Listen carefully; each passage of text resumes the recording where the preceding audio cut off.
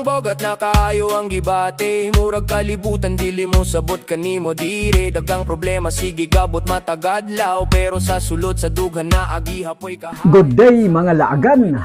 Ang atong pagsaksi ning harvest sa tilapia sa lawa at binhi. Kalinti ang imong handom, kayang kusog makita sa pagbadayon.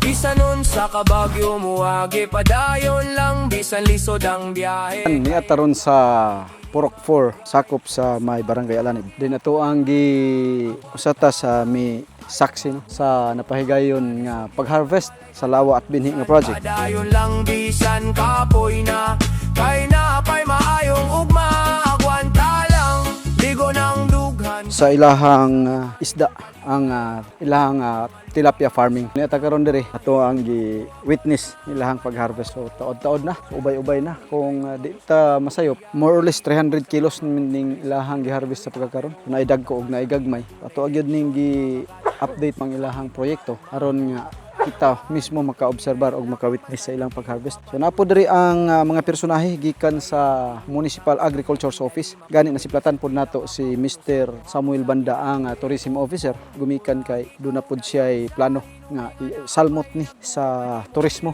ang ilahang farming, ang ilahang sustainability farming, kay ang ibabaw pod ani nga bahin ay mga utanon og kining ubos nga dapit dunay tulo ka pond sa isda nga tilapia. Padayon lang bisan gipapoy, kayang kahayag duwala kayo.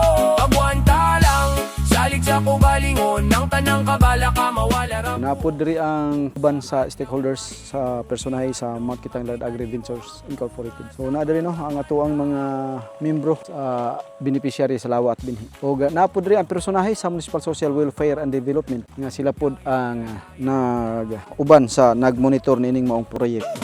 Sa buntag nga hayag ng kahimtang, nagawit ang hangin nga malinawon. Bisan paglisod ang atong dalan, nagpabiling gihapon ang paglaon. Kape kananas tunga segunda inununan ginataan Libog, apan kung na nilawoy napa maimot ang adobo na yon.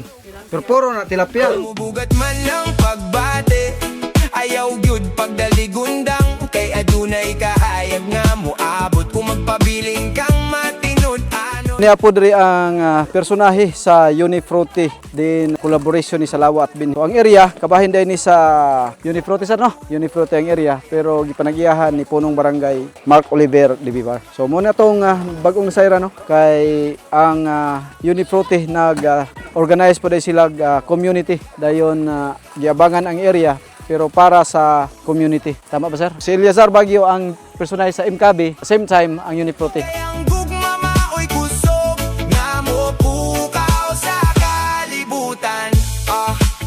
Sa dalan nga akong nalaktan, daghang tawo nga gikapon. Ogoy, Nangita og gamayng kalipan. kinahanglan day gyapon gloves mga laagan ang mag-harvest kay naaday Apan ang hait din ang likod.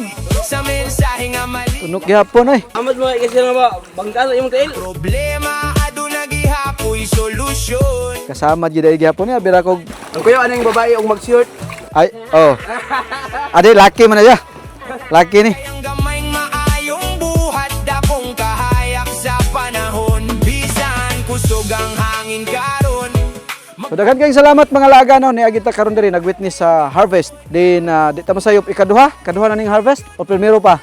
Ay katulo na di ay. Hapit day ko na sayop. So, ikatulo na no ang ato ang mga ginsagpa no na ilahang president diaw ang kinagahian nga presidente sa lawa at binhi. Klaro ka na ulo sir? Klaro ka sir? Ay klaro kayo. Hait pa kayo.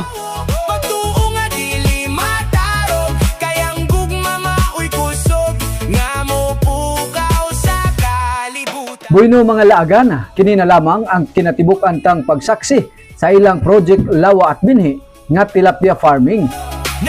Kansang proyekto kabahin sa tumong nining malahotayong pagpanguma ug malahotayong panginabuhian di na nahimong kaabag nini ang buhatan sa Social Welfare and Development uban na sa kolaborasyon ang pagamahan ng lokal sa Lantapan ug Unifruti Philippines. Dayon lang tas sa kinabuhi, bisano sa high lisod ang pagbate. Reggae music maoy di Kini ang inyong laagan nga silingan now dire.